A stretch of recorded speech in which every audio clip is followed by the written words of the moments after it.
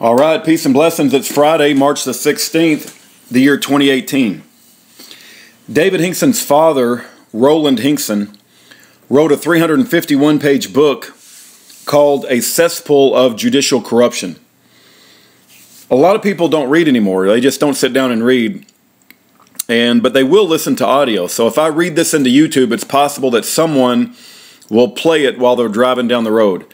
I'm not a professional reader, but my dad was born on a dairy farm, and he always said you wish in one hand and you crap in the other and see which one gets full first. I wish we had a professional reader that would be pleasing to your ears to read this into YouTube, but we don't have that. The book, the PDF file, is uploaded to yearofjubilee.com, but I'm going to have to read this anyway, so since I'm going to have to read it, I thought I'll just slowly read 10 pages at a time. And over the course of a couple of months, I'll get the full audio and I'll upload it to YouTube. But David Hinkson is a man that is unjustly incarcerated in prison. There is also a video called A Cesspool of Judicial Corruption that is uploaded to Fisher of Men, which currently has 2 strikes. And we're praying that it survives, the channel survives, and people continue to watch it. But here we go. Page, well,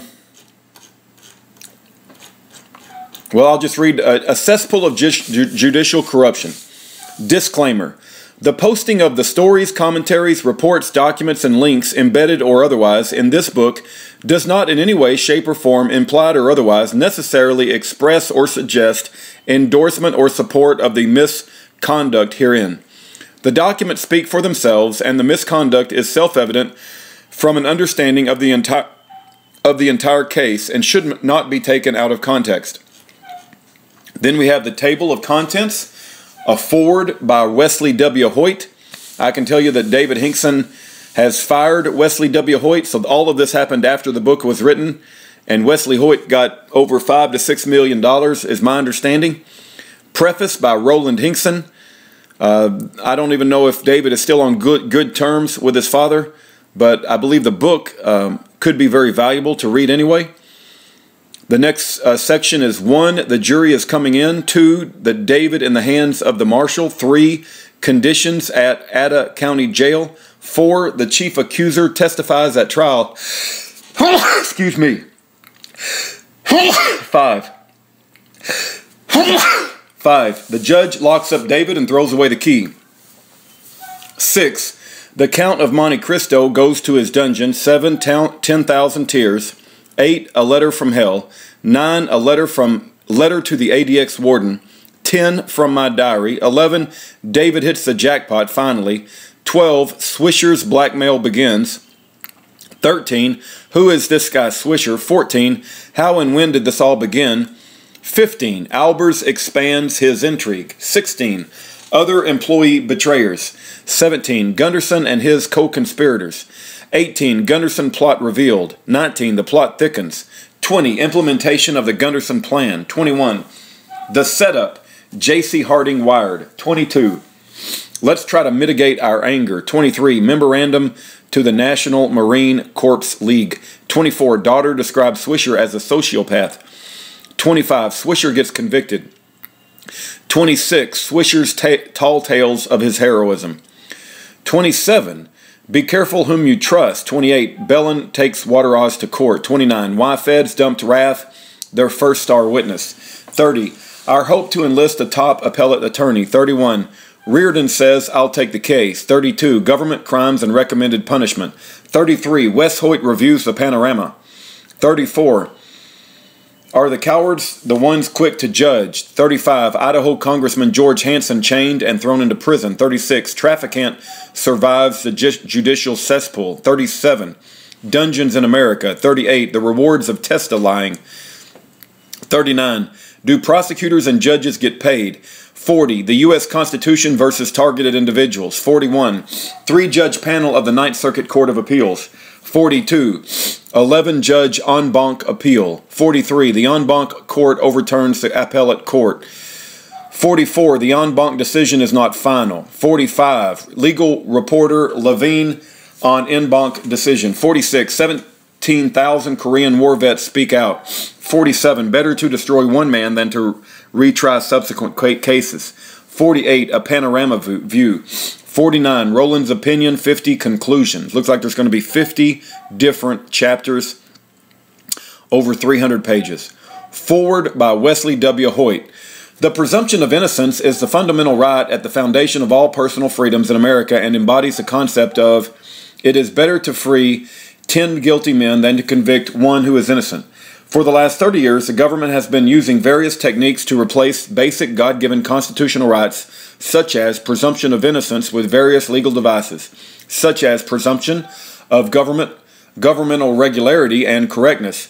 An example of how this device is used is that judges proclaim they will always believe the government witness over the accused.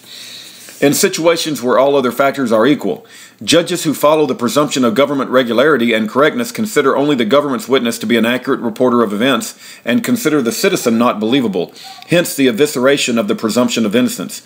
There are case law rulings creating this abomination of justice, which is contrary to the U.S. Constitution. What should happen under a Constitution is when only the word of a citizen is pitted against the word of a government witness without corroborating evidence, the presumption of innocence requires that the judge accept the word of the accused as true. But this new device allows the judge to base his decision on something other than fundamental constitutional principles to arbitrarily conclude that the government is right and the citizen is wrong.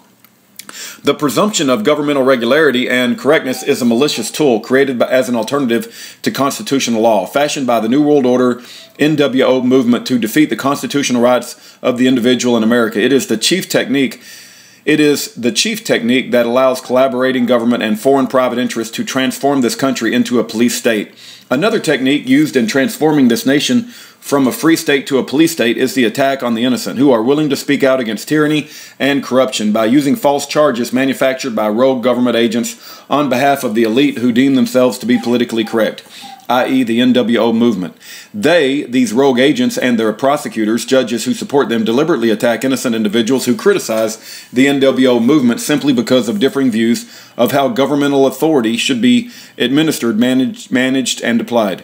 The tie that binds these entities is a form of peer pressure mixed with legalized bribery that encourages government employees to stick together, causing judges, prosecutors, government agents to feel obligated to support each other, even if their conscience tells them that they are prosecuting an innocent person on false charges. Legalized bribery comes in the form of cash awards for government employees from $10,000 to $25,000 per conviction to recognize and reward each official under 5 U.S.C. 4502, 4503, 4504, and 5 U.S.C. 4302 to enhance their performance for so-called superior accomplishment or a special act of service, or if the act achieves a significant reduction in paperwork. The criteria is so loose, any employee can be given a cash award for almost anything. Consider the power this act gives the head of each agency to manipulate employees. In addition, the government employee can also receive time off from duty without loss of pay as a part of the reward for bringing down a politically incorrect person. A politically incorrect person not only believes in the U.S. Constitution as the supreme law of the land, but uses his freedom of speech to point out law violations by the government. Such was the case of David Hinkson, who came under the scrutiny of rogue agents at the IRS, FDA, and FBI, who were helped by cooperating individuals who wanted him in prison so they could steal his business. Because of something called the crony system, a member of the government invariably refuses to challenge another government employee who is attacking an innocent, politically incorrect person. This part of the crony system operates like a conspiracy of silence. Also, rogue agents are allowed to vindictively pursue their own personal agenda, such as when such an agent feels insulted by someone who challenges their authority, as happened in David Hinkson's case. The rogue agents are allowed to pursue their own agenda because they are supposed to be the protectors of the judges and prosecutors who supervise them. These agents create a bunker mentality among the judges and prosecutors in a paranoid atmosphere with a pretense of constant danger. These rogue agents are in a symbiotic relationship with both judges and prosecutors that leaves the ordinary citizen out of the loop and creates condition ripe for victimizing the innocent, politically incorrect person. The attacks by rogue agents are not limited to dissenters who make politically incorrect statements. Sometimes such agents are directed by NWO leaders to attack creative individuals, such as inventors who develop products that might complete the private interest of Big Pharma or the oil and gas industry or other industries that provide profit to NWO bankers. Once falsely charged with a crime, the innocent person's prosecution will be supported because of the crony system, which ultimately relies upon the presumption of government regularity and correctness for cohesive bonding in order to bind these different techniques together to ensure a conviction. Convicting as many dissidents as possible not only silences the opposition, it provides funding to the American prison industry, another creation of the NWO bankers. Not only is the presumption of innocence defeated by the use of these techniques in order to obtain a conviction, but evidence of other defenses that an innocent, politically incorrect individual might have, such as alibi or self-defense, are simply excluded by a cooperating activist judge who is receiving some form of a payoff. In some cases, such as in the Hinkson case, the judge would not allow the jury to hear evidence crucial to his alibi defense, which could have resulted in his acquittal. For example, the government failed to produce David's U.S. passport. The judge also refused to order it produced, which would have proved that David was in the Ukraine and Russia when he supposedly was soliciting Elvin Joe Swisher to murder federal officials. Also, the judge excluded from the jury's consideration Swisher's official military file, which absolutely proved that Swisher was a liar, as he had not received military awards or decorations, had not killed anyone in combat, and had not served in Korea. In fact, Swisher was court-martialed for misconduct and busted from a corporal to a PFC without ever having traveled to Korea or served in a conflict. Failure to produce David's passport by the government and exclusion of Swisher's military file by the trial judge, who lied from the bench when he ruled the file did contain information that supported Swisher's service in Korea, is nothing less than prosecutorial and judicial misconduct. However, there is no one to prosecute them. When there is no physical evidence that a crime occurred, such as the accusation that David Hinkson tried to hire Swisher to murder federal officials, and the only evidence is hearsay from the lying mouth of a government witness such as Swisher, who claims the accused made incriminating statements, there is no other way to rebut such testimony than to show that other in-court statements by the witness, i.e. about faked military heroism and awards, also were lies. When Swisher bragged to the jury about his fake status as a decorated Korean combat veteran, he clothed himself with unassailable credibility because everybody loves and believes a war hero. He said that David wanted to hire him as a hitman because Swisher had killed many in combat. If the jury had learned that Swisher was lying about being a war hero in combat and serving in Korea and never received any decorations, awards, or medals, his credibility would have been stripped from him. Thus, the government was able to use two fraudulent stories to convict David of crimes he did not commit and which never happened. The first story was that Swisher was credible because he was the equivalent of a superhero, injured war veteran, and the second was that David Hinkson tried to solicit him to murder federal officials. I'm going to pause here on page 11 and come back. All right, let's start with page 11. Take out the first lie with the military record, and the second lie also fails. The failure of the judge to allow David to show that Swisher was lying about his military record, which the government went to great pains to make the centerpiece of its case, denied David the chance to prove that he was not guilty, or at least there was reasonable doubt as to his guilt. The judge applied the presumption of government regularity and correctness when he excluded Swisher's military file from the evidence that could be considered by the jury by saying that if admitted, it would only confuse the jury. Applying that precedent to future cases, one can see that the government will always convict every innocent person who is falsely accused in every case until the presumption of government regularity and correctness has been overturned. Bearing false witness was prohibited under biblical law. In addition, the eternal law of witnesses required at least two witnesses must testify as to the same facts. If the accused was charged with a hearsay crime, remember that in the trial of Christ, the Sanhedrin went looking for two witnesses who would testify to the same lie and couldn't find any liars who could tell the same story. So finally, the Savior himself had to help them out by saying that he was divine, which fit the crime of blasphemy. Our Savior should require no less than two witnesses. Our system should require no less than two witnesses if an accused is faced with a hearsay crime, and Congress needs to pass a law to require at least two witnesses in all such cases. This is pretty good stuff. Hold on just one second. I'm going to take a few notes.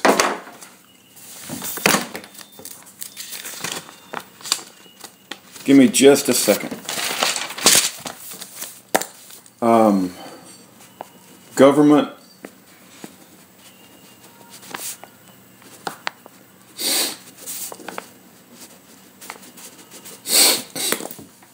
You know you got somebody in the front yard? Consider if someone testifies you did it, that there is no way to overcome such a statement because a denial such as, no, I didn't, is merely the common hearsay of he said, she said. Under the pre-1980 system, the accused would win if it was just his word against the government witness. But under the present system, the government wins every time because of the presumption of government regularity and correctness. In such a situation, the only choice for the accused is to prove that for a variety of reasons, regularity and correctness. In such a situation, the only choice for the accused is to prove that for a variety of reasons, circumstances show that you didn't do it. At that point, it is up to a third party, such as a judge or a jury, to weigh the evidence and decide who is believable and whether there is reasonable doubt as to the guilt of the defendant. That is why the presumption of government regularity and correctness is so damaging to the rights of the individual, because it gives the government, with all its other resources, the clear advantage in every case, in spite of the U.S. Constitution, which requires the presumption of innocence to control. Another technique used by the U.S. Department of Justice is to provide news releases with false accusations in order to demonize the accused by mounting community disdain against him. This is a form of official jury tampering.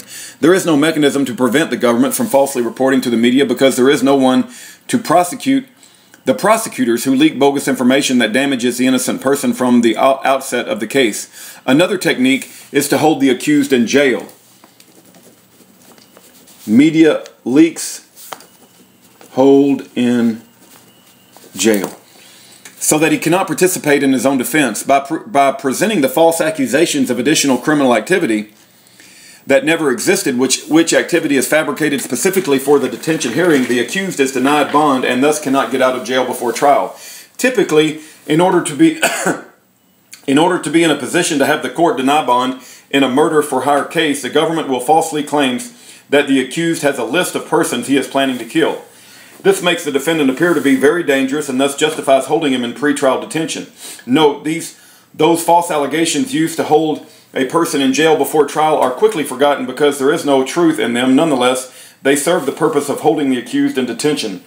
Thus, by these techniques, the politically incorrect individual will become a political prisoner of the U.S. government. The techniques described... I got to write this list of people to kill. That sounds like Schaefer.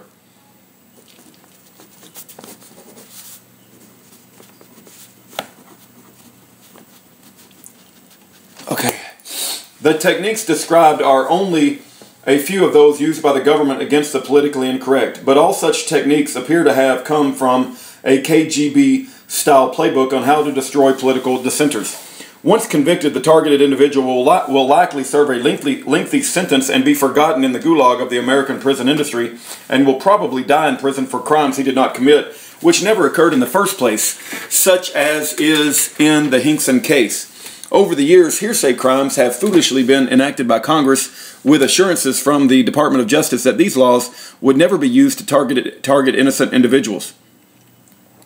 For instance, see minutes of the congressional hearings where members of the congressional committee were concerned that the new structuring law they were approving might be applied to them when they withdrew or deposited more than $10,000 in cash in 2 or more transactions on more than one day, when in fact they have become the primary weapon used by the DOJ to prosecute the politically incorrect. Wow, that sounds like Ken Hovind structuring. You guys remember that, right? Hearsay crimes such as murder for hire are enhanced by the government's ability to make phony tapes and videos that imitate the voice of the accused, appearing to threaten some ghastly deed, as in the case of Edgar Steele, also from North Idaho. It is important to remember that government informants always have something very significant to gain by acting as a cooperating witness. In years past, government informants were paid for their testimony, and juries would not believe them because a paid witness has no credibility and the government was losing cases. Today, informants are allowed to keep the booty stolen from the innocent, politically incorrect individual, as happened in both the Hinkson and Steele cases. Hinkson had $6,600 in cash stolen by the government informant Mariana Raff, and Steele had $45,000 in silver coins stolen by government informant Larry Fairfax. What is significant is that in both cases the federal government did not prosecute their own informant for the theft crimes and also discouraged the state from doing so. In fact, the federal government wields great influence with its state law enforcement counterparts and can easily get them not to prosecute a government informant, and thus that person is let off scot-free, which is his payment for cooperating. Note the FBI insisted that Raff be set free to testify for them, even though she had committed burglary and theft. Wow, Schaefer had Gerald J.R. Olson steal $30,000 in gold coins. This is very, very similar to that. FBI informants motivated and steal from Target. Incredible. It is interesting to note that in David Hinkson's case, the government informant Swisher was later convicted of forgery, perjury, theft of approximately $200,000 of government property arising out of earlier fraudulent misrepresentations that he made to the Veterans Administration. His false presentation to the VA in June of 2004 allowed him to fraudulently obtain these disability and medical benefits by presenting false testimony of heroism and forged military documents. Then Swisher used the exact same fraudulent statements 6 months later in January 2005 to support the fictitious allegations in the murder-for-hire prosecution of David. As Swisher's reward, the Idaho office of the U.S. Attorney prosecuted Swisher from prosecution. As Swisher's reward, the Idaho office of the U.S. Attorney protected Swisher from prosecution for his fraud on the VA until an honest prosecutor from Montana was assigned to the case by the U.S. Inspector General's office. Otherwise, he never would have been caught. It took over 2 years to indict, prosecute, and sentence Swisher to prison. Although David the Innocent was sentenced to 43 years in prison, which means that David will be over age 90 when he is eligible for parole or die in prison, Swisher, for all his lies and fraud, received less than 1 year in a prison time. In subsequent appellate proceedings, attorney representing the government had admitted that Swisher lied to the court and the jury in the Hinkson case, but the Ninth Circuit Court of Appeals would not reverse David's conviction because it would embarrass one of their colleagues who acted as the trial judge, and it was more important to protect a colleague under the crony system than to let an innocent man go free. David's case now awaits certiorari before the U.S. Supreme Court. There are many political prisoners in America today because people are beginning to resist the grand socialist scheme developed by NWO groups. The chief power brokers of the world are in a NWO group of bankers known as the Bilderbergers, a non-government organization, NGO, working and manipulating various government agencies to achieve their devious purpose, which is to form a one world order. With their puppet as the dictator of the world, part of their agenda is to silence all opposition, especially those politically incorrect Americans who have the unmitigated temerity to say anything they feel anytime they want. The former U.S. Secretary of Agriculture under Dwight Eisenhower Ezra Taft Benson, a man revered by many as a true prophet in our day, warned that such power groups would infiltrate our agencies, example the CIA, FBI, FDA, IRS, DOJ, and the courts. With the intent to take away personal freedoms in 1988, he testified of a secret combination that seeks to overthrow the freedom of all lands, nations, countries, and is increasing its evil influence and control over America and the entire world. This book, A Cesspool of Judicial Corruption, the David Hinkson story, provides an anatomy of the government's investigation, indictment, trial, sentencing, and appeal in the David Hinkson case, and shows the connection between the malicious prosecution of David and the Bilderberg NWO agenda. It gives the reader a blow-by-blow account of the secret combinations at work and the pragmatics of how it is possible in a free society for police-state tactics to operate in tandem with what has been termed the greatest experiment in personal liberty in the history of mankind, the United States of America under the U.S. Constitution. This is how these secret New World Order forces have been and will continue to obliterate the U.S. Constitution unless they are stopped. First, they get Congress and state legislatures to adopt new laws, which is subvert personal freedom. Second, they bribe government workers to implement the new socialism and blind them to the fact that it will simply be more tyranny, like Hitler's Nazi Germany and Stalin's Communist Russia. And third, the very ones who should be protecting and enforcing individual liberties, the judges who must interpret and apply all the laws, use them to override the constitutional rights of the individual by turning a blind eye to the rights of the innocent. The judges then pretend they cannot see the injustice and therefore claim that they are simply enforcing the new, rigid, wooden, and inflexible rules as if it is the will of the people, all of which defies both common sense and our constitutional rights. When judges support these new laws by invalidating the presumption of innocence and validating the misconduct of rogue agents, the clear intent is to silence the politically incorrect. Prior to becoming involved in the movement to take America back, before it becomes America, the two-part question each of us must answer is it worth becoming involved when my expression of opinion may be considered politically incorrect and I may become the target of a false accusation? My hope for all who read this work is that they will protect themselves by banding together with like-minded individuals, such as a force for good to overcome government corruption. May we band together with people who believe in the U.S. Constitution and who desire to expose those who enforce this twisted revision of our precious God-given form of government that our founding fathers shaped for us. Remember, exposure is the only cure for corruption. It is also my hope that those with good intentions will speak up and demand in mass the repeal of laws that defile our freedoms, demand the elimination of false prosecutions, and demand the release of all political prisoners such as David R. Hinkson and Edgar Steele. Otherwise, the evils of bearing false witness against those who exercise freedom of speech will be at our doors with machine guns at the ready, just as they were at David Hinkson's door on November the 21st, 2002, with no one left to stop it. Wesley W. Hoyt, former prosecuting attorney, November the 21st, 2010, 8 years later. All right, A Cesspool of Corruption preface by Roland Hinkson. David Roland Hinkson, my son, is currently incarcerated in the most severe penitentiary in the United States of America.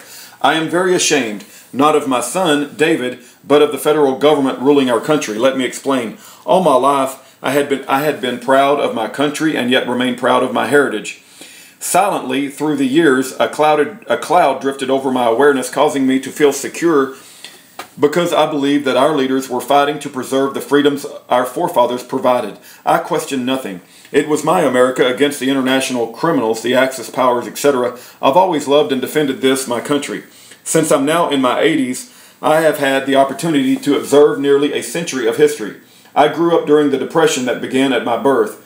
I remember listening on our radio to Adolf Hitler's thunderous ranting. I remember vividly the announcement of the Nazi two-week invasion of Poland. I thrilled at the words of Winston Churchill when he paid homage to the few courageous young pilots defending England.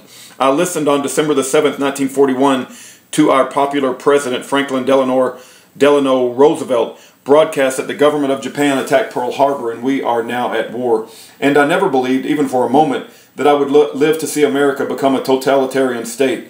People my age share memories of the glory and pride of living in the greatest country in the world, if not in the history of mankind. I now grieve for the young and wonder if they will ever know what we have lost. What I now understand is that we have slept through the transition and allowed red termites, fascist, New World Order progressives to eradicate all those ideals that we have clung to and cherished. God only knows what price we will pay. It is likely that at least a single copy of this book will survive and someone will read it in the future, but clandestinely. And that someone may secretly ask, if only my parents or grandparents had possessed the courage of our founding fathers. It is my blessing to be able to pay tribute to a rare man who has been unwavering in support of David, Ted Mendalski. Ted is a man in his mid-80s to whom we have heartfelt gratitude. Many other people who love and care about David have also given us and David hope and comfort. We ask the Lord's blessing upon them. Of course, we acknowledge the tremendous contribution of Wes and Sandy Hoyt for their courageous stand for truth and justice. Wes is a rare breed for an attorney. His intrepid audacity is truly amazing. I am fully aware that people who I've pinpointed for dishonor will want to justify their behavior and sue me. So be it. I've tried to be accurate and fair and to label my opinions when they apply as opinions. Prayerfully, I beseech God to grant you insight and wisdom. And if you comprehend the message in this book, may you join in with me and those who care enough to fight. 1. The jury is coming in. It was cold outside on Thursday, the 27th of January 2005. Homeland Security guards, dressed in black full-body armor, clutching automatic weapons, surrounded the federal court building in Boise, Idaho. Security was tight. Wesley W. Hoyt, David Hinkson's attorney, got a phone call from the court. The jury is coming in. Faye, David's mother, and I, along with Wes, arrived at the building, moved quickly down the shiny corridors into the modern, brightly lit courtroom on the 6th floor. We took our seats. Moments later, guards, followed by federal agents, opened the door leading into the spectators' gallery. They shuffled in the notorious David Roland Hinkson, chained like an animal. Tension filled the air. An aisle divided the seating and in the spectators' gallery of the courtroom. 4 people for the defense, David's mother, father, wife, and brother, sat on the left half of the gallery. 34, most of which apparently had worked to get David convicted, sat on the right. All were anxiously awaiting the return of the jury for their verdict. By 3 p.m., the jury had only a partial verdict. They said they were hopelessly deadlocked on 3 of the 11 counts charged. But by 5 p.m., the final verdict was in. The jurors acquitted, meaning the charges dropped on 8 counts. David arose, uttering a sigh of relief as the 34 spectators stared silently and blankly at the jury. However, the final statement of the jury foreman changed the whole atmosphere. On 3 counts, he said, "We find the defendant guilty as charged for the solicitation of murder of 3 federal officials." A festive fervor erupted from the 34, and words were overheard as one of the elected clan snickered, "Tonight we celebrate. The government agents and their enlisted friends finally achieved their goal. Justice, law, and order must prevail if the American ideal is to be upheld." That was their noble message. Of course, they were proclaiming that everyone is entitled to a fair trial and considered innocent unless convicted by his or her peers in a court of law. And of course, government agents seek only the truth. They would never bend the rules to get a conviction, would they? So, isn't it nonsense to assume that an accused may, in fact, be innocent if charged by an honorable government agent? Mustn't we accept the new doctrine of presumption of regularity and correctness of government officials instead of the silly notion that a man is innocent unless proven guilty in a fair trial? Where there's smoke, there must be fire. For the past several years, David's life was on fire. David had become a notorious villain. As he described in his own words what had happened to him, he wrote, "On the morning of 21st of November 2002, I was startled out of a sound sleep by screams. I looked over at the door and I saw approximately 8 men storming into my bedroom dressed in black and holding machine guns. I heard over and over, 'Freeze, mother F-U-C-K-E-R.' I heard someone say as I was being held down, 'Where's your gun?' All of the machine guns were pointed at me. I was still partially asleep, and the only agent not in SWAT or military dress dragged me out of the bed at 5:45 a.m. The man was an IRS Criminal Investigation Division agent, Stephen Hines. Hines, in an effort to cover up for the fact that he should not have been in that raiding party, testified under oath, of course, on September 26, 2003, that it was his friend, FBI agent William Long, who had held the gun to my head on that November morning. Both agents wore swarthy and of diminutive stature. Agent Long was also there, but he dressed in SWAT team gear with his face covered, so there was plausible deniability. David had done nothing conceivable to merit this Gestapo-type assault.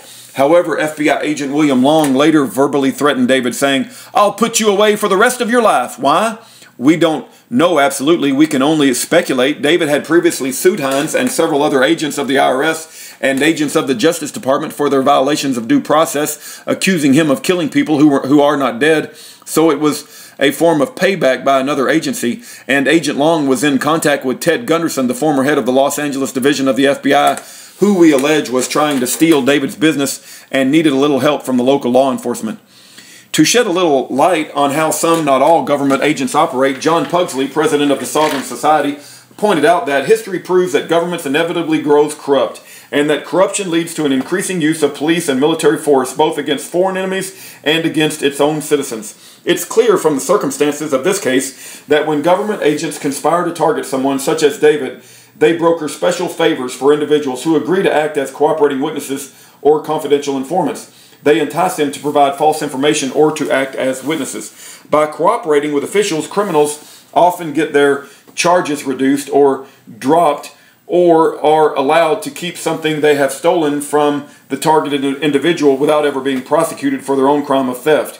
All they have to do is bear false witness against a target, or there may be other financial inducements.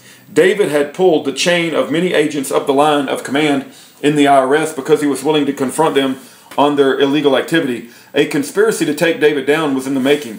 For all participants, there was a prize to gain. When certain ex-employees initiated their greedy attempts to steal David's assets or business, they found a way to bring down David. David had an unusual ability for a layperson to comprehend and research law. Although he had no formal legal training while living in Nevada in the early 1990s, he had successfully assisted without charge a number of acquaintances to defend against government confiscation of their real estate. He had a license as an insurance broker and real estate broker. His talents included being a Navy helicopter mechanic, but he had expertise in many other trades and ventures. He did confound government agents with his insights, bold onslaughts, and willingness to attack their corruption. We'll pause right there. I'm pausing at the top of page 5. All right, we had an interruption there. Let's continue. He did confound government agents with his insights, bold onslaughts, and willingness to attack their corruption whenever he recognized it. David's grasp of IRS fraud by the privately owned Federal Reserve with its scam to bilk money out of Americans drove him to oppose and expose them. However, his actions merely empowered those who were determined to scalp him. Assistant United States Attorney Nancy Cook of North Idaho offered to drop the charges they had filed if Dave would plea bargain and pay a $5,000 fine. I regret that David took my advice in refusing to go against his principles in this case. I told him that personally I'd never submit to intimidation. It turned out that his loss is unfathomable. Millions of dollars and a personal hell. I wrote a story for the American's Bulletin publication at the time. I said, David refused to cooperate and these federal villains, so they came up with a new tactic, accused David of murder for hire, a favored charge that would certainly infuriate the public. So release to the media accusations that David wanted to kill agents of the federal government. Thus, they knew they would likely compromise the jury pool. Maybe the worst scandal in FBI's history was the Joviet Salvati case. Salvati spent 3 decades in prison for a crime he didn't commit, as reported by www.aim.org. The Justice Department and judge put him there using uncorroborated false testimony from an informant under the protection of the Federal Bureau of Investigation, FBI. There is compelling evidence that the Bureau knew Salvati was an innocent man and then conspired to keep him in prison, yet after his release from 30 years in prison, the FBI agent responsible said, "What do you want, tears or something?" Incredible. Judge Hinkson, who released Salvati, said, "The conduct of certain individuals in the Bureau stains the legacy of the FBI. In David's case, the legacy was not merely stained, it is self-destructing. What I now see is an agency where lies, fabrications, and falsehoods are okay, or wrongful acts are swept under the rug. Of course, many honorable FBI agents outweigh the mavericks that advance their personal agendas with total disregard for the lives of ordinary Americans. Dave," I said, "no jury will be so stupid as to believe this murder-for-hire nonsense that they're now accusing you of. Nancy Cook, who was trying so hard to ensnare David, must be a first-year law student. But as I watched the fraud unfold, the perjuring agents, the dishonorable judges, the cowardly media, and gullible, manipulated public all share in a despicable railroading of an innocent man. I was finally awakened. Now that David lost his rights as an American citizen and the new laws presume he is guilty unless he can prove he is innocent, what will happen to him?" Section 2. David in the hands of the marshal. U.S. Deputy Marshal David Meyer had custody of David 7 weeks earlier at David's evidentiary hearing. On December the 7th, 2004, Meyer had taken the witness stand and testified under oath that it was too risky to hold the trial in Moscow, Idaho, where David would be tried by his peers, as guaranteed by the Constitution, for his so-called crimes that ostensibly occurred. It was very likely that the testimony of this man helped influence the powers that be to surround the entire federal building with armed Homeland Security guards. At the hearing, Deputy Marshal Meyer admitted upon cross-examination that he had no personal knowledge that David was a threat to anyone. David's attorney said, "It appears that you relied solely upon hearsay information from others who had never sworn an oath or given an affirmation." He did not respond. After the hearing, although the halls of the federal building looked empty, I could hear voices inside the hall, leaving the room. I stopped him and said I had a few questions. I said, I told you that I had called your office 3 times, but I got no response from you. You told me you never got the messages, but now finally he did agree to meet with me at 4 p.m. in his office. I arrived a few minutes early and brought along Wateroz General Manager Greg Towerton, a former U.S. Air Force investigator and personal bodyguard of President Ronald Reagan. We went into the Deputy Marshal's secured office in the same federal building. I came right to the point by asking, "Are you the person who made the decision to deny my son the right to use his own computer in assisting his own defense, or was that decision made by a superior while you only followed instructions?" He answered, saying, "Who wants to know? I want to know. David is being denied the opportunity to defend himself." Greg Towerton brought up the case of Sami Hussein, who they confined in the same facility with David and was at the trial during the same time in a different courtroom. Sami had been charged as a terrorist supporter using his computer as a terrorist tool on the internet to commit anti-American acts in support of international terrorism. He was later acquitted. Greg then said, "Yet you have refused to allow David to use his computer to simply perform legal research in aid of his own defense." Towerton went on to say that all other means of research, the jail law library and the internet, have been denied to him. "That was a special case," Myra retorted. Greg countered, saying, "What was so special about Sami's case? You must have known that if there were any validity to the charges against Sami, there would be an increased risk of danger to our national security by allowing Sami to use the same computer he used for terrorism. It could have been used to further terrorism while he was in jail. Yet you disallowed David the right to perform legal research on his laptop computer?" I followed up by saying, "You were called to testify regarding security issues associated with having his trial in Moscow, Idaho. Your testimony indicated that you believed David was a serious security risk and needed extremely high level of guarding. You testified that other detention facilities within the state of Idaho were inadequate to protect the public from what you perceived as a potential threat posed by David or his so-called followers. What he implied was that the state of Idaho or federal government could not provide sufficient security to protect the government from David unless they surround the court building with armed guards carrying military automatic assault weapons. The government circulated charges that David was head of 2 militias.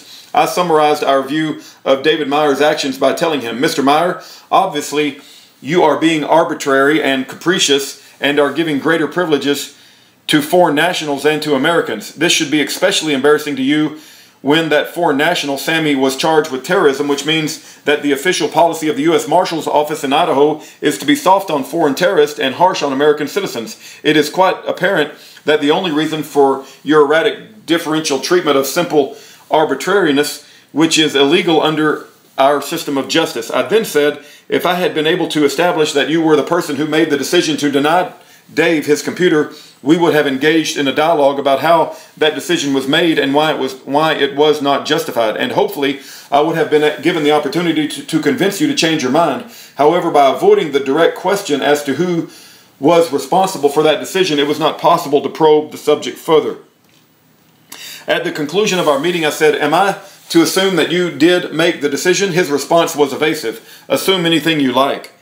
I continued by telling him that it makes him appear to be discharging the duties of his office in a deceptive fashion when I learned later he did indeed make the decision. Later I wrote to him advising that by not truthfully owning up to the fact that he was the decision maker, he created a deception. So I had to look elsewhere to find the truth. This appears, I said, to be a pattern that is not acceptable in a government that boasts of high integrity. Supposedly its functions by the people, of the people, and for the people is merely sugarcoating for the unwary public. In confirmation of Meyer's deception, I contacted authorities at Ada County Jail, Boise, Idaho. They said that they themselves would not have denied David the use of his computer since they had the capacity to make a reasonable accommodation for David to do legal research on for his own defense. That decision, I was told, was made by the Deputy Marshal David Meyer. I told Meyer that the time is quickly passing when it would have any value for Dave to use a computer in his defense. I said that it's absolutely critical that you give David every chance to develop his defense before the United States government has falsely accused him of so many crimes. Yet, I said, so far we have seen nothing to show any intent by the government to honor David's rights under the Constitution to participate in his own defense. Obviously, we were not welcome in Meyer's office, and I suspect that he was highly relieved to watch us depart. In all fairness, I gave Deputy Marshal David Meyer a chance to exonerate himself. His responsibility and oath does not merely suggest that he follow the Constitution, but rather it demands that he follow the Constitution. Later, I followed up on our visit with a letter. I said, as you know, at the time of David's arrest, he was home alone asleep at 5 o'clock in the morning when almost 50 masked agents, 25 of them armed with machine guns, dragged him out of bed, threw him on the floor, cuffed him, and transported him to jail. Apparently, you moved him under your authority, then also again under your authority, you placed him in a solitary cell in Moscow with a sign saying "Killer" hanging on the cell door for guards and inmates to see and create hatred toward David, which started the process of mistreatment. He was moved to Ada County Jail, where rumors were circulated that he was a chomo, child molester. This designation assures abusive treatment from the other prisoners. He was taken to maximum security, housed with violent inmates, denied his doctor-prescribed diet and his visitation rights from his wife and mother, even though they had traveled thousands of miles to see him, all of which I now have learned was specifically denied by you. The list goes on, but you would know better than anyone what was done. Granted, there is a lot at stake for the government in this case, not the least of which is the embarrassment when the public finds out what drastic measures the government agents took, all based on rumors and lies. Section 3. Conditions at Ada County Jail. Long before the jury convicted David of any crime, the authorities held him at various jails, mostly in solitary confinement, going on 2 years before they even charged him. Because they bound, chained, and handcuffed him, they thus subjected him to danger. While bringing David to the courtroom, the guards handled him roughly. A bolt protruding from the concrete floor ensnared his ankle chains, causing him to fall helplessly backwards, hitting his head on the concrete floor. When I had heard how badly Ada County Jail had been treating the inmates, I wrote a letter of complaint March 2nd, 2004 to the Idaho Governor, Dirk Kempthorne, about the inhumane conditions at the Ada County Jail. I wrote, David is being housed with convicts and treated like a criminal, contrary to federal law pertaining to pretrial detainees. The non-medical jailers twice arbitrarily revoked by his medically prescribed diet. In retaliation for speaking up against jail conditions, David experienced all the indignities of prison life in spite of the presumption of his innocence. 3 primary care areas in dire need of your attention are prisoners' food, health, hygiene, and legal access. The nutritional value of the food served to the prisoners delivers about 1/2 of the daily calories required by law, as substantiated by a dietitian. While we have been aware of this situation for months, I have monitored the type and quantity of food served at the jail in the past 3 weeks by talking directly to prisoners. Each day the prisoners report the abysmal type, quantity, and qualities of food actually served and tell me they are constantly hungry. Our son's body now shakes continually from the effects of malnutrition. Apparently, in response to other complaints, Boise Channel 6 recently did an investigative report concerning the food being served to prisoners at the Ada County Jail. We were flabbergasted and found it to be extremely deceptive when the Sheriff's Department staged a meal unlike any the prisoners had ever had when the camera crew arrived last week. The prisoners were served a fish dinner with nutritional accompaniments in a restaurant-style meal, causing the caloric value to jump from the typical 1,200 calories per day derived from bologna sandwiches and cornflakes to the required 2,500.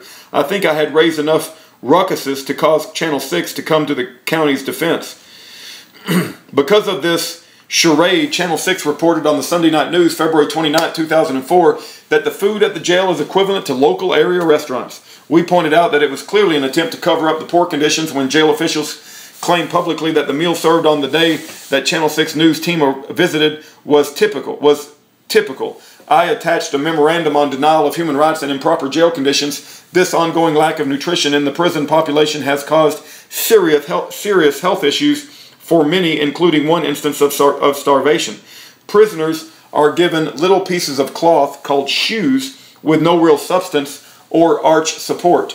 Sheets and clothing often come back from the laundry dirtier than it went, apparently because no detergent is used. Another money saver. Because guards bring food into the area where prisoners congregate rather than them going to a dining hall, food is spilled on the carpet and never cleaned, causing an ongoing stench and health hazard. Prisoners' opportunity for exercise in the small exercise yard is inhibited by poor footwear and starvation. There is a pervasive lack of access for prisoners to the legal system. Research and attorney-client privilege communications, calls and visits from our son's attorney have been recorded or monitored, which has a chilling effect on any attempts at communication. The law library is often closed when it is David's time to use it. He is restricted to 1 hour of use twice per week, which is usually cut arbitrarily to 20 minutes. The law books are not current, nor are their complete sets of books, as the jail quit purchasing law books several years ago for the stated reason that all the law is now on the internet. However, inmates are denied access to computers and the internet, clearly a catch-22.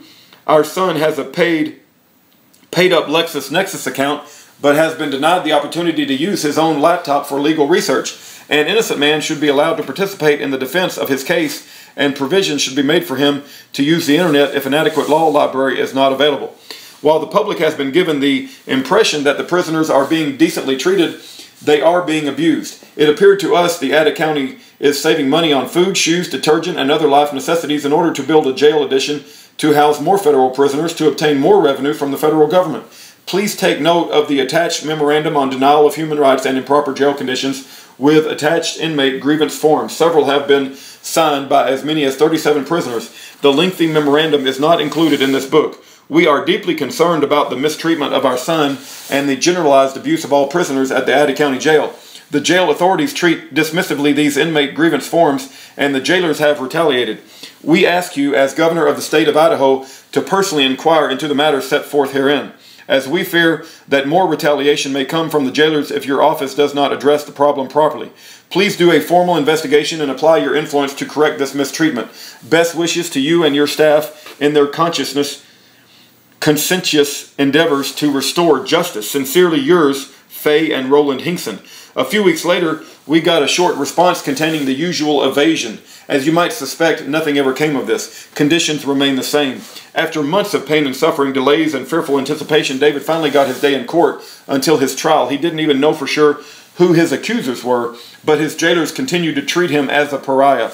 The Justice Department thoroughly vilified him in the eyes of the public with a broad brush by spreading rumors via the media, rumors that the media refused to investigate. Like all other media in the U.S., they print only what the government wants them to print. Now David would face his accusers, but what would or could they say against him? So he went to trial and was about to learn just how far the puppet accusers were prepared to go. Section 4. The chief accuser testifies at trial. Back in the federal building in Boise, David sat quietly at the counsel's table next to his attorneys, Wes Hoyt and Tim Nolan. The trial preliminaries concluded after a few days and various persons testified. The only witness whose testimony ultimately survived on behalf of the government's prosecution team was Swisher. At midtime during the trial on January 14, 2005, 9:13 a.m., AUSA Michael P. Sullivan called to the stand the government's star witness, 68-year-old war hero Elvin Joe Swisher. He approached the stand wearing his favorite black leather jacket with a Purple Heart lapel pin proudly displayed. He took the oath, tell the truth, the whole truth, I do. Sullivan then asked Swisher to relate his educational and professional background. I received a master's degree from Columbia. I was 6 hours away from completing my dissertation for a PhD in psychology and sociology. My understanding of his testimony was that he did not complete his doctorate because of health reasons. Also, in an earlier deposition, he testified that he was 4 hours away from getting a PhD. I don't understand what he meant by 6 hours or 4 hours away from getting a doctorate, but it sounded good and the jurors were impressed. Then he added, I was certified as a social worker, but I switched careers in the early 70s to metallurgy and mining. Throughout Sullivan's questioning, Swisher detailed how David had approached him, offered him money, and wanted him to kill 3 federal officials. Obviously, testimony from such apparently credible witness made an indelible impression on the minds of everyone listening. A friendly reverence and cordiality prevailed. After moments of silence following Sullivan's question, David's lead counsel, Mr. Tim Nolan from California, approached Swisher to cross-examine him. He asked, were you hired in a federal case as an expert witness against Mr. Hinkson? Swisher claimed that due to his age, he needed to refresh his memory of his prior testimony in an earlier case by reviewing the transcript, as he could not remember his prior grand jury testimony. The judge granted him permission. Thus, he was able to fashion a somewhat consistent response to earlier testimony. But just before Attorney Nolan rested David's defense, something dramatic happened. At approximately 1:57 p.m., Sandy Hoyt, the wife and secretary of Attorney Wesley Hoyt, entered the courtroom, disrupting the proceedings by waving a document. The impact of that document was explosive and could trigger a mistrial. Within 10 minutes, the judge ordered an unscheduled recess. We sat nervously wondering if this was the turning point, and the judge would declare a mistrial. Of course, Fay and I already knew that Swisher was a liar. I reflected back on my first meeting with this witness. He had called me on the phone telling me how impressed he was with David and his products, and that he is planning a business trip to New Mexico, and he could en route drive through Ouray, Colorado, where we live. He said he'd like to help us with an issue we were facing, but needed us to help pay for the extra gas. We agreed. Joe Swisher and his wife Barbara arrived on June 3rd, 2001. We put them up as house guests for a couple of days. Joe told us that he was a Korean War combat veteran and had fought in a Korea War skirmish. He allowed me to see a copy of his booklet, A Marine Remembers. I was impressed. I didn't know his age, but he appeared to be close to my age. Since I received an honorable discharge from the U.S. Army in July of 1948, I never doubted that Swisher could have served in the Korean War. He talked about the healing benefits of Waterized products and his spiritual beliefs. To my shock and chagrin, I got a call from David on July 19, 2001, telling me that Jerry Gray, the Waterized office manager, paid Swisher $2,500 and charging me for coming to Ouray while en route to New Mexico. We had graciously hosted them and fed them for 2 days, and this was our reward. I immediately called David's attorney, Britt Groom, the man who originally introduced Swisher to David. I told Groom that Swisher is a thief and liar, but at that time I had no reason to believe he is also a fraud. At trial, Swisher's testimony shocked everyone. He testified to nearly all the accusations published about how David and the media. In addition, he talked about how much money David promised him, that he was entitled to certain land and equipment as promised, he said. When Attorney Hoyt learned that Swisher would be a government witness against David, without hesitation, Hoyt began his due diligence investigation. Swisher was born on January 13, 1937. The Korean War began on June 25, 1950, and lasted until June 27, 1953. A moment's calculation suggested a problem. How could Swisher have been in the Korean War at age 13? And by the time they were concluded, he'd only been about 16 years old. But his booklet of Marine Remembers made the timing appear more plausible. Now he was on a special secret mission. Not even the Marine Corps would have knowledge of this episode. It was top secret, he proclaimed. The Hoyts contacted the National Personal Records Center immediately, but they told Hoyts that Swisher's file was currently unavailable. However, during the trial, Sandy Hoyt was successful in getting a preliminary response from the Record Center. Chief Warrant Officer W.E. Miller, United States Marine Corps, USMC, informed her and sent her a letter concerning Swisher's discharge document DD-214. Archives technician Bruce R. Tolbert signed the letter, later referred to as the Tolbert letter. When Sandy Hoyt entered the courtroom on January 14, 2005, she was waving this document. All of Swisher's testimony against David could become suspect in the mind of the jurors if the jurors were to learn of the contents of this document, and if Swisher turned out to be a fraud. On Wednesday, January 19th, while Swisher was testifying on the stand, Attorney Nolan asked him about the Purple Heart lapel pin on his chest. Swisher reached into his pocket, pulled out an Idaho certified copy of his DD-214, which did confirm that he in fact had earned the Purple Heart. The prosecuting attorney, Michael Sullivan, held up a duplicate copy of the same DD-214, but both were in conflict with the Tolbert letter. At this point, Nolan asked to approach the bench. At sidebar outside the presence of the jury, Nolan and Hoyt told the judge that they now have information indicating that the document Swisher had taken from his pocket while on the witness stand, the so-called replacement DD-214, was provably fraudulent. Attorney Hoyt asked AUSA Sullivan, "When did you learn about the DD-214 that Swisher had held up?" Sullivan said he had received a copy earlier that morning. "Why didn't you tell us?" Hoyt retorted. "Why should I?" Nolan called for a mistrial because the government had withheld exculpatory evidence, but Judge Talman denied the motion for a mistrial, stating, "The court finds, as a matter of fact, that if Swisher's document is a copy of a genuine military record, and at this point I don't have any reason to determine that, but it appears to be genuine, at least in appearance," he left the sentence dangling. Tallman cleared the room from the courtroom. He then said, "Until the government received the Tolbert letter, it had no reason to believe that Swisher's document was disclosable under Brady or Giglio, because it was not impeaching." So Judge Talman decided to instruct the jury to strike that portion of the cross-examination of Swisher's that relates to the Purple Heart. Yet he failed to address the real issue. Was Swisher a credible witness, or is he a liar? An apparent felony was committed in the presence of an appellate court judge, but the judge just brushed it under the rug. When the jury returned, Tallman said, "Ladies and gentlemen, it has been a long day, and I now realize that I made a mistake in allowing the questioning with regard to the Purple Heart medal. When David's life was at stake, wouldn't it have been prudent and reasonable to at least verify the credibility of the witness's testimony? An honorable and fair-minded judge would have done so. The defense told Talman that the National Personnel Records Center stands by the letter on January the 14th and that they will provide an authentic certified copy of his DD-214, but only in response to a subpoena signed by the court. Judge Talman signed a subpoena later that day. 2 days later, on Friday morning, January 21st, again outside the presence of the jury, the prosecutor provided a photocopy of a letter to the court for an in-camera review for the judge in his chambers. But a new question arose. When did the government get copies of the documents? In other words, when did the government, in fact, know about the fraudulent DD-214? A letter from Lieutenant Colonel K.J. Dowling, assistant head of the Military Awards Branch of the Marine Corps, went to Ben Keeley, now deceased, of the Idaho Division of Veterans Services. The record refers to a letter called the Dowling Letter, dated December the 30th, 2004. What appears to be a received stamp had the date January 10, 2005. Upon close examination, it can be detected that this date had been altered. Was this alteration a crime committed by the FBI? At the top of the letter was a fax line dated Thursday, January 13, 2005. It had a caption, ID State Veteran SVS in Lewiston, Idaho, where Keeley's office was located. On January 13th was the day before Swisher took the stand to testify against David. The prosecution gave various answers about when it received the Dowling letter or learned of its existence.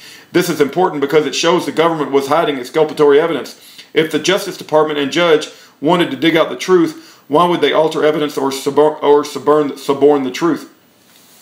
On the morning of January 21st, Sullivan gave the letter to the District Court Talman. The prosecutor stated that he believed Agent Long got this letter the day before he was going to the Veterans Administration. Later, in his opposition to David's motion for a new trial, Sullivan stated in his brief that the letter was obtained by federal investigators a few days earlier from the Boise Veterans Affairs Office. The Ninth Circuit assigned Talman by designation to the step-down role as a district judge to replace Judge B. Lynn Windmill, who recused himself. Talman was actually a Ninth Circuit Court of Appeals judge. Michael P. Sullivan and Michael Taxay composed the federal prosecution team. They stated that government investigators obtained the letter on or about January the 20th. They claimed they first learned of the Dowling letter on January the 18th or 19th at the Boise, Idaho office of the Department of Veterans Affairs. There is no indication in the record that either Nolan or Hoyt had any idea of the existence of the Dowling letter until the government provided it to the court on January 21st.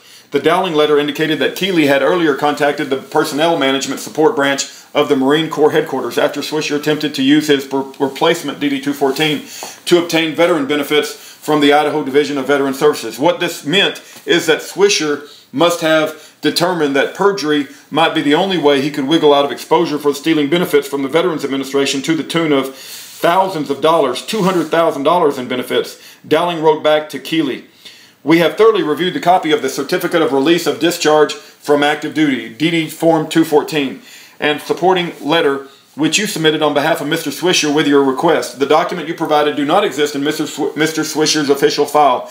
The official DD Form 214 in his record of the same date was signed by Mr. Swisher and does not contain any awards information in box 26 and contains no wounds information in box 27. Given this information, we have reason to believe that the documents you submitted are not authentic.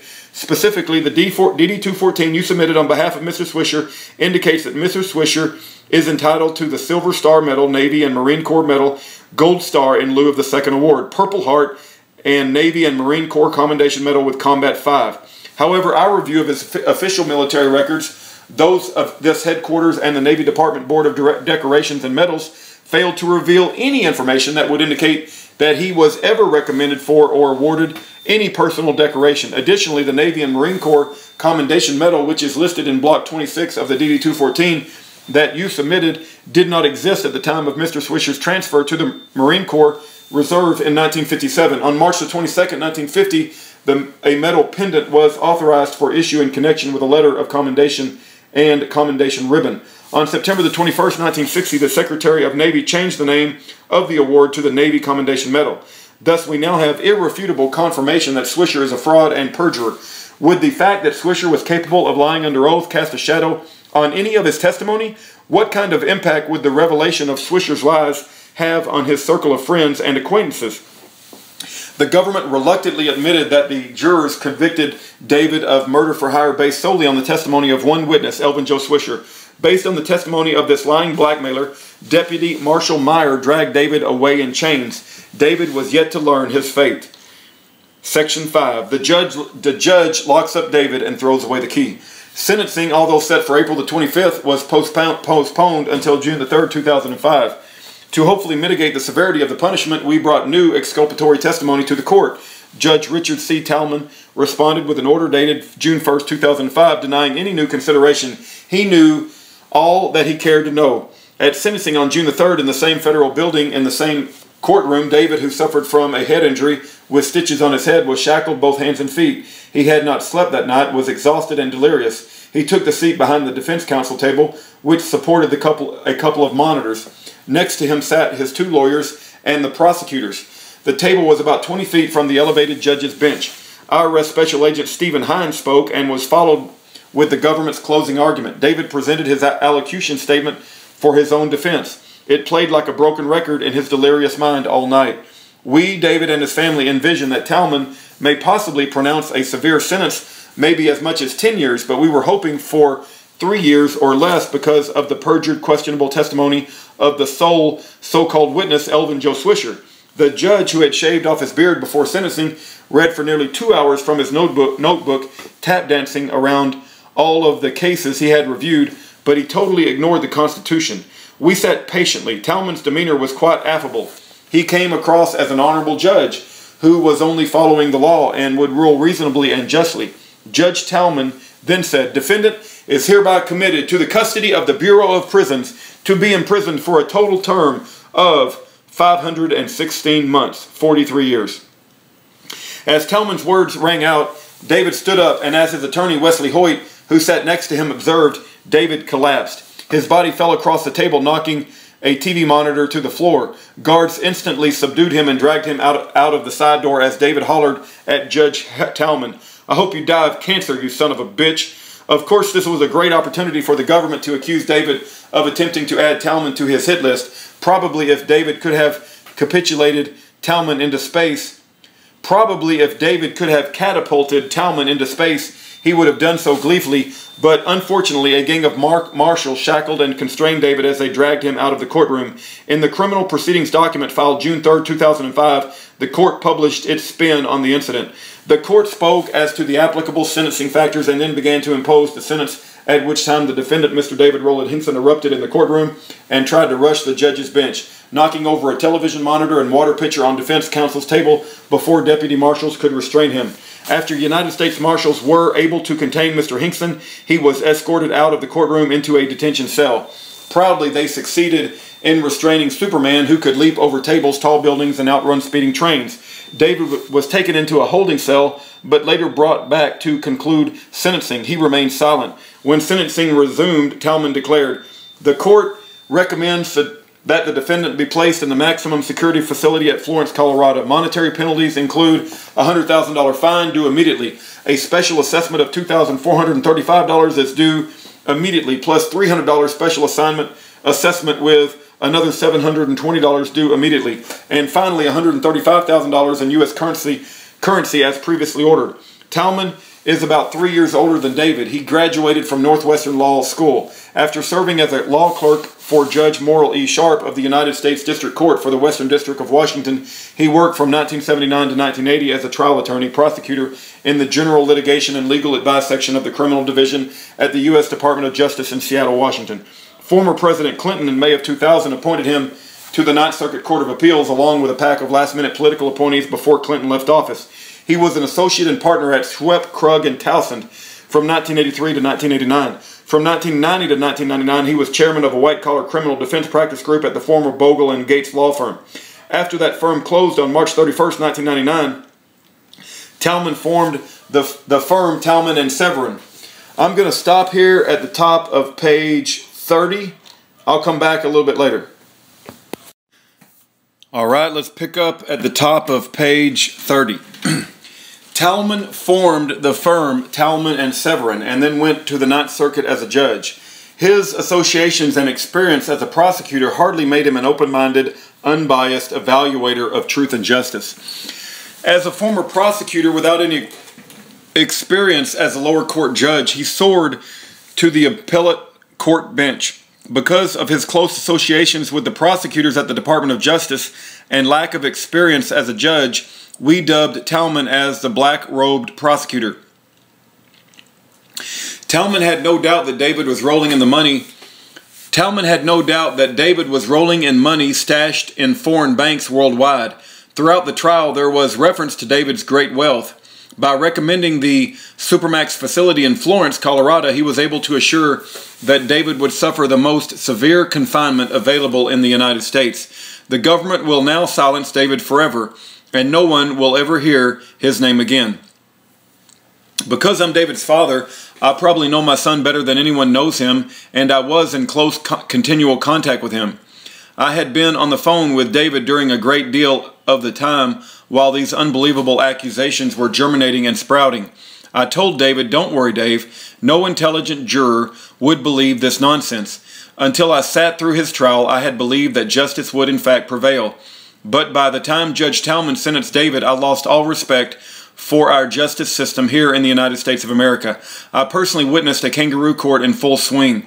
Since I knew the full story, how Talman had lied and abused his discretion, how the prosecutors had lied, how the greedy accusers had conspired with the government agents, my respect for our justice system plummeted. I have lived under the misconception that jurors would learn all the facts so they could make a reasoned and just determination. Although not appointed as county judge, I had the recommendation of my former governor and congressman. Now I understand how they play the game. My personal experience during the time I spent in law school, University of Utah, 1957 through 58, convinced me that our legal system worked. I honored and respected the American legal community. I still believe that most citizens are conscientious about wanting to see justice prevail. Yet with smoke and mirrors, our masters can and do manipulate jurors into believing nearly anything. But until our Constitution is totally insignificant or dead, a single juror can, in truth, stop this type of tyranny. Regardless of the instructions from a judge, even one juror can constitutionally hang the jury merely by voting for an acquittal. Now that this man, Judge Talman, chose to destroy David's life by denying him a fair, constitutional, and just trial, what were we to expect would happen? But how will they treat David while we continue to battle for justice? Part 6, the Count of Monte Cristo goes to his dungeon. The conditions in which David found himself were appalling. I learned that Supermax, also known as ADX, is located outside a little town called Florence near Pueblo, Colorado. On the barren 37-acre compound, there are 3 correctional facilities with different levels of security. ADX generally houses about 430 male prisoners. The prison as a whole contains a multitude of motion detectors and cameras. The fortress has 1,400 remote-controlled steel doors inside and is surrounded by 12 feet high razor wire fences. Between the prison walls and the razor wire, attack dog guard the area. Most of the furniture inside is made entirely of concrete: desk, stool, and bed. The prison provides a skimpy, thin, 1-inch mattress over the concrete slab for the inmate's comfort. Crammed into the lighted cell is a toilet and shower controlled by a timer or auto shutoff and a sink. A steel mirror is bolted to the wall. To prevent total insanity, there is a radio and small black and white TV monitor providing recreational, education, and religious programming. They consider these as privileges that they can take away as punishment. They are remotely controlled and placed so that the inmate doesn't actually touch them. The slit for a window, 4-inch by 48 inches, is designed to prevent the prisoner from knowing his precise location within the complex. He can see only sky and roof. For 1 hour per day, the inmate can leave his solitary confinement if he wants to exercise in what the inmates describe as an empty swimming pool. The design is so that the inmate won't know his location. Communication with the outside world is forbidden, and the correctional officers even slip food through a cell door. Time magazine published an article November the 5th, 2006 by Marianne Vollers on inmates' housing facilities and population, where she provided data concerning the physical setting at ADX Supermax Penitentiary in Florence, Colorado. She wrote, "At a cost of taxpayers of more than $60 million, ADX was built in 1994 but opened in 2004. The facility had 490 inmates beds. By November 2006, there were only 208 employees, down from the original 240. The average cell size is 7 feet 12 by 12 feet square, but with a very little free space for movement due to a concrete bed, sink, toilet, etc. Most inmates are kept in cells for 23 or more hours per day every day. They will see only sky or concrete through a tiny window. That outside world is forbidden. If anyone gets to exercise during part of the one remaining hour, he will do so alone in a separate concrete chamber. Food is hand-delivered by guards. The entire prison is secured by numerous cameras, 1,400 remote-control steel doors, 12-foot-high razor-sharp wire fences with laser beams and attack guard dogs, the space between the fences. Vollers pointed out that only 5% of the ADX's inmates enter directly from their sentencing. They transfer 90% of the inmates from another prison. ADX is a control unit, holds the most dangerous and disruptive inmates. 22% have killed fellow prisoners in other jails. Some of the inmates are notorious convicts. Here are a few notorious inmates. Omar Abdel Rahman, the blind sheik planner of the World Trade Center bombing 1993. Robert Hinkson, former FBI spy for the Soviet Union. Ted Kaczynski, the Unabomber. Zacharias Missouri, World Trade Center conspirator. Richard Reed, shoe bomber. Terry Nichols, Oklahoma City Fed building bombing. And Tim McVeigh, executed on June 11, 2001, after his conviction in the Oklahoma City Fed building bombing. Yet some of the inmates are totally nonviolent and have entered the system via political reasons. David is an example through fraud and deception by dishonest government agents and a lying judge. 7. 10,000 Tears. From David Hinkson in ADX Federal Prison, Florence, Colorado, June 20th, 2005, his first letter. A cesspool. It's Monday evening and I just finished reading my third romance novel. You know, I've always been a hopeless romantic who just wanted to be loved. I have spent my whole life in service of my family and others. It was my desire to search for the truth in physics, law, health, and religion that guided me where few have dared to go. In my life, I have spent thousands of dollars testing my theories and searching for answers. I started from the basic premise that everything had not been invented. I found out that the world is full of so much fraud that a person can feel very hopeless. Fraud is in physics, in the food supply, and religion. Every time I would get a copy of the law from the government, I would go to the congressional record, and every time it was a fraud, from the Turtle Law to the Westlands Act. I lost interest in law when I moved to Idaho. I focused on health and science totally. Every day I would pray and ask God to give me wisdom, and I searched for answers to these many health problems. When I made the calcium, I do not know why I made it, but God told me in a dream. I knew that you can buy calcium in the store for a very low price, and I did not understand why I should make a calcium product. I figured out about the blackboard chalk on my own in a dream, and I did not understand a very important word, form. The possibility of forms of chemical components is endless. The way I made the minerals was not as complicated as building a weapon of mass destruction, but I came up with a concept that stated, if it is in any form that the body does not like, it will be rejected. I discover heat ruins most minerals, and no one has processed them with this concept in mind. The body uses HCl as found in the stomach, but this acid does not dissolve copper and many other minerals. But by soaking the copper dust that is pure and high strength, HCl, I got it to melt over a long period of time, when in chemistry it is not supposed to melt. I gave you the wrong information about I deleted this because it reveals his methods. Only after a dream did I come up with this idea. No one has ever produced products like I have shown you, although creating each mineral product has a different method. It took 8 years of experiments to come up with these formulas, and I believe that these new concepts I was determined to prove them and make a difference. I was never motivated by greed or money. I do not understand why so many people would band together to hassle me and my work. If I could get away, they would probably find more liars and have a new trial. They can try you with no evidence and just bring a gang of liars. I am proud of my work, and as I always have achieved, and all I have achieved. I believe God was directing me, and I felt like I was doing His work.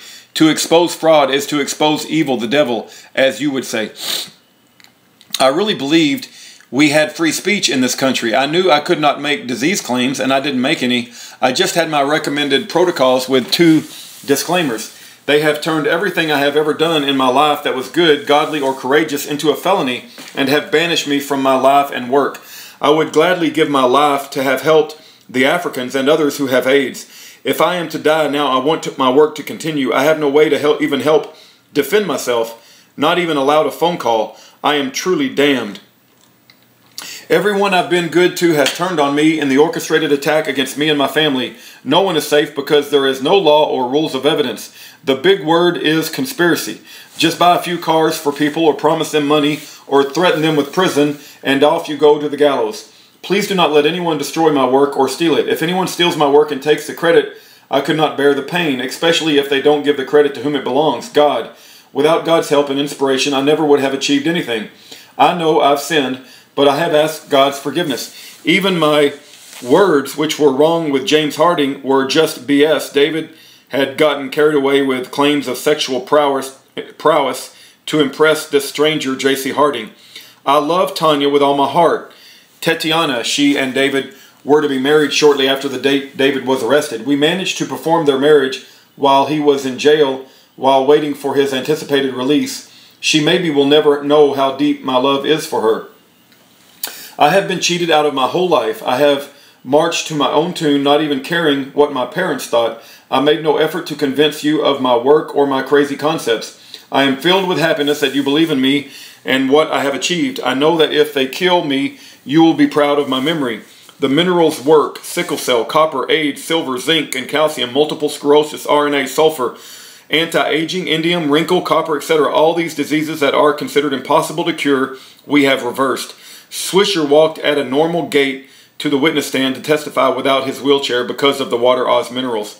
Annette Hathalone, who later stole David's formulas, lived because there was these minerals, and we saved Steve Bernard's daughter with these minerals. I would only wish now to spend what is left of my life in service of God, the sick, and the needy.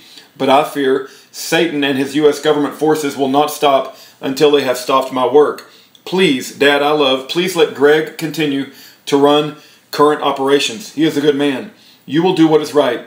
Money at this time should not matter. It doesn't matter to me. What matters is helping stop the AIDS virus from killing innocent children and their parents. I do not know if I will ever come home, and I do not know if I can live like this much longer. I pray for strength, but my heart hurts so bad. If I wrote a book, I would call it 10,000 Tears. The pain of endlessly being accused of crimes you did not do is only a small part of my pain. Knowing that my work has been stopped and my family has been tortured along with me, and the fear of knowing you are the damned. You say in 6 months you can do something. I have lost faith in my country and the people who sit on the juries and who fill the prisons. I feel nothing except endless pain and remorse for ever believing that this was a good country or had a way of life that should be shared with others. It's all a lie. Maybe you can fix it, but as a group, the American people don't care. I will try to stay alive as long as possible, but I hurt all the way to my soul. They say an appeal takes 2 more years, but I do not believe I can make 2 more years. I know I now have a cancer on my face and my thumb. I know in a very few short years I will die of a disease that I found a cure for. I should have died of cancer in 1986. It was the quest, searching for products that work, that led me to enter the health field. I will always remember you as a knight who fought for what you believed in every step of the way. Keep taking your indium, and you will live to be 200 years old. I have faith. I hope and pray that I will someday be able to invent and create again in a world that is not overrun with evil and fascism. I get 1 stamp on Wednesday, so I will mail these letters to you. God bless you, and I'm so proud that you and Mom are my parents. I always thought that a Purple Heart was a good thing that showed courage and bravery for country. I did not know that people who had Purple Hearts could be experienced liars. I think they have insulted our servicemen. I'm still in Oklahoma, not allowed postage or phone call. They say I'm in transit. They say I can use the phone when I get to Florence, Colorado, but they might put me in isolation there also. My prisoner number is 08795-023. Ron was telling me today that the USP prison in Florence, Colorado is the most dangerous, violent prison in the country. There are about 250 stabbings a year. They send the most dangerous people in the country there. He does not understand why they would send me there. He said it is easy to be killed there because all they have to do is not like you, and they will kill you. The judge and Hines have done everything to make sure I die. I'm really frightened. I will mail this letter on Wednesday. They say I might be here 3 weeks before I go to Florence. I love you. I really miss talking to you. Sometimes I look forward to being with Gary. Gary was our youngest son. He was killed in an auto accident at age 19. I have lived my life as full as anyone, and I am very tired, bored, and terrified. I hope you have good news. I sure could use some. but the news was deplorable. Section 8, A Letter from Hell. David wrote 2 letters using the short stub pencil and were later transcribed by his mother, Faye. She can't read the letters without choking up and her eyes filling with tears. From David Hinkson in ADX Federal Prison, Supermax, Florida, Colorado, June 25th, 2005, his second letter.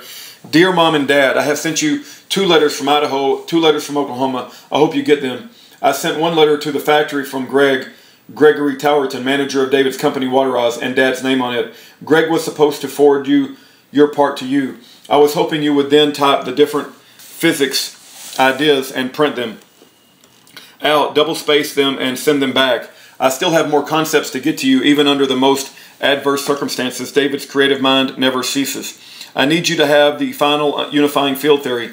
I will work on this next. I hope you got my stuff out of the jail in Idaho. Your newest power of attorney was with my stuff. I hope everything is going well and you and Mom are okay. I hope everything is okay. I'm very glad that you invited Greg, Marie, and the children to come up to visit on the 4th of July. I love Greg like a brother and I trust him. I cried tears of joy that my family is still intact. These evil criminals have terrorized everyone in my family, including my children. Now, I would like to tell you about what happened after I left Oklahoma. On Monday, June 13th, they came at 4 o'clock in the morning and said, "You are leaving." I got ready, and soon they shackled me up and took me to some elevators, and then we went down and walked for a quarter mile. We got strip searched naked and got new clothes. Then I joined a group of about 300 men, and we walked single file to a 747. I'm not sure the exact model of the plane. It had 6 seats across and held about 300 passengers. We waited about 1 hour, and we flew to the city with the big arch, St. Louis. Some prisoners got off and some got on. Then 1 hour later, we flew to Florence, Colorado. We then were put into a bus with a built-in cage and drove 45 minutes to the prison. In Oklahoma, everybody went to where there were phones and regular people, but not me. I got the whole treatment. Again, when I got to Florence, they took everybody to a regular place with phone access and human contact, commissary, etc., but not me. They took 3 of us, a colored man named Joe Manning and Gerald Guerrero, and me, and threw us into a very small cell with the same dimensions as what I gave you in Idaho, solitary confinement, a virtual tomb in Florence, Idaho.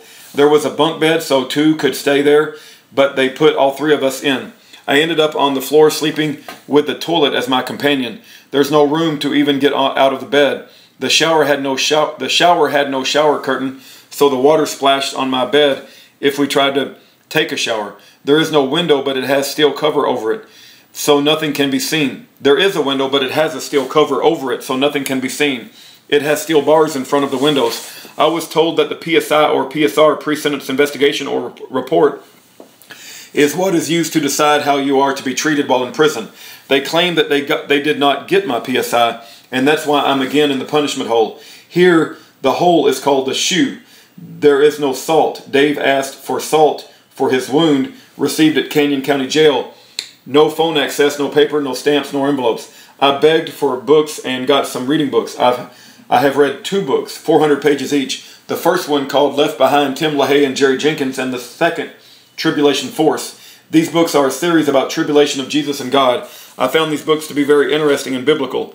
I'm told that if they find my PSI, they will put me in regular population. I have been talking in the vents to 2 black guys next door, and one has a very sick mother. One was framed without any evidence against him. His name is Antonio Howell, number 332-83037. I told him you are collecting horror stories and to send you his. After you complained, I got one phone call. After you complained, I got one phone call and reached my wonderful mother. She said you would visit on Friday. Sam was the counselor who said you could visit. After driving a long distance to the prison and even through the staff, and even though the staff told me I could come, they denied me access. I put you down so you can visit. If they put me in a regular population, you could visit me for 2 hours, 3 days in a row, and we could be in the same room. This hasn't happened yet in 6 years. I could kiss my mother. If you visit now, we would have to look through the glass. This is still the case. Wes or Anderson, Steve Anderson was another attorney working with Wes on the tax case, are allowed to visit anytime. I never realized how blessed I was or how much God directs my efforts. My past work is so exciting. I hope the Moon Project, a confidential health project was dubbed as the Moon Project, is going well. I was told that there are 1,200 inmates here and 200 stabbings a year, a very violent place. I hope I can get along so I have phone access. Wes can call the prison and request I get extra phone time to take care of the legal work. Also, have Greg send as fast as possible $460 per month to the Federal Bureau of Prisons, David Hinkson, 08795-023, P.O. Box 474701, Des Moines, Iowa, 50947-0001. It is my understanding that I get 300 minutes per month only. We contracted with a prison telephone service to provide local service at 5 cents per minute to talk to David, but the jailers denied us. They charge 25 cents a minute and obviously want our money. If Wes, as a lawyer, requests extra time, I could get a total of 600 minutes. This figures out to be 2 calls per day. If I pay for the calls out of my own commissary funds, it is $3 per call. That is about the same as paying $2 per call. I'm getting a phone call here. We're going to answer the phone. All right, let's pick back up on page 44. If Wes, as a lawyer, requests extra time, I could get a total of 600 minutes. This figures out to be two calls per day. If I pay the calls out of my own commissary funds, it's $3 per call. That is about the same as paying $2 per call and having to pay for line charges and long distance. The total price for 2 calls per day should be about $200 per month. Then I'm allowed $220 for commissary. I need glasses for my eyes. I have to rebuy everything, so the $450 should cover everything, including the phone calls to you and Wes. After you get my things from Idaho, please send me my pictures of you and Tanya. Also affidavits and motions to dismiss. Also send my story I wrote to that I wanted to send out in my product catalog. Also send Learn Russia books by Nicole English and Russian Books of Mormon, or just a book. One in Russian, one in English, so I can practice my reading. All legal mail should say identifying attorney. Indicate the correspondent qualifies as a special mail opened in the front of an inmate. I also will want my newest speech that I read to Lucas, former Army major who became involved with Water Eyes. Lucas can mail it to you. I need Greg's cell number also. I also need your second home phone number and David's cell phone number. I could use a Russian novel or some literature. I know 4,000 Russian words and I need to practice, but I guess the Book of Mormon will be great. Give me just a second. Okay, we've got a lot of interruptions. I'm going to try to get to page 50. I know 4,000 Russian words and I need to practice, but I guess the Book of Mormon will be great. I know you are traumatized by these crazy feds as much as I was. Such stupid and insane accusations made no sense and were not even believable. I feel like I am the damned. Even if I got out, what protection do I have from agents who just pay liars to say lies? I hope to call you soon if I ever get out of the stew. It seems that everyone I meet has a story about a lack of evidence and crooked trials. One inmate said, "Aren't you sorry you did not have to take a plea bargain? We were offered 7 years. I don't think I could ever say I was stupid enough to talk stupid with everyone I met and to plead guilty to stupid, insane lies, but just because you're damned if you do and you do not. You're damned if you do not. I can't get any books sent in unless they come from a bookstore. Today, Joe left and went to a regular population. I'm still here with Jerry. Now there are 2 of us. Sam is my supposed counselor. He is the one that said Dad could come in on Friday. Nobody will tell me anything. Maybe you can ask or find out how long I will be in the shoe. Maybe you can send Sam the news release I wrote. I'm very much in need of some study books. I would love to learn Spanish, also just a beginner's book.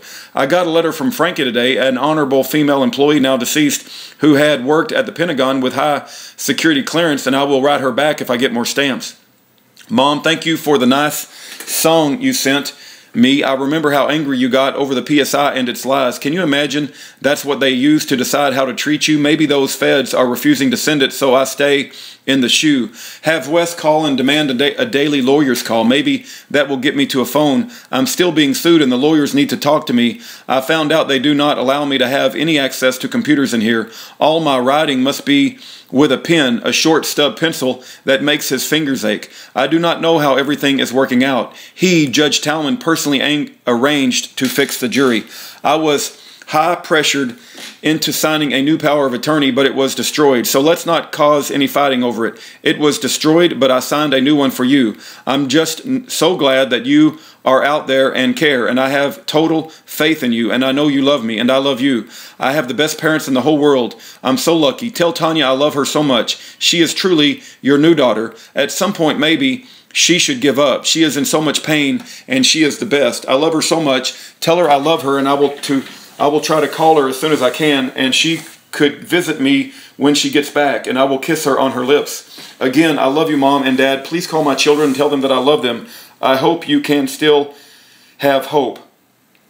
How much more can my family and friends endure? So many people have betrayed me. You know, it was Jerry Gray who demanded I go to the seminar in California where they tried to set me up. Even Steve Bernard was a rat using an alias name. I've seen so much disloyal behavior, I just don't know how I can ever trust anyone with simple tasks. Everything I have ever done has been turned into a crime. I will send this letter now. Thanks again. Thanks for being my parents. I love you. A counselor just came by and she told me some very bad news. She said I was sent to the wrong prison. I'm supposed to go to ADX. ADX is a prison across the street. It is where they sent Timothy McVeigh. It is the prison where people go that are the worst criminals in the world. No human contact ever. Maybe you can talk to Sam and find out what is going on. When they said they used the PSI to control how you are treated, you remember the lies that were in that paper?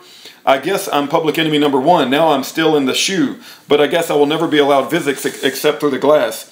I was also told the phone would be limited and I have no human contact. I do not know if I can keep going with the endless attacks on me.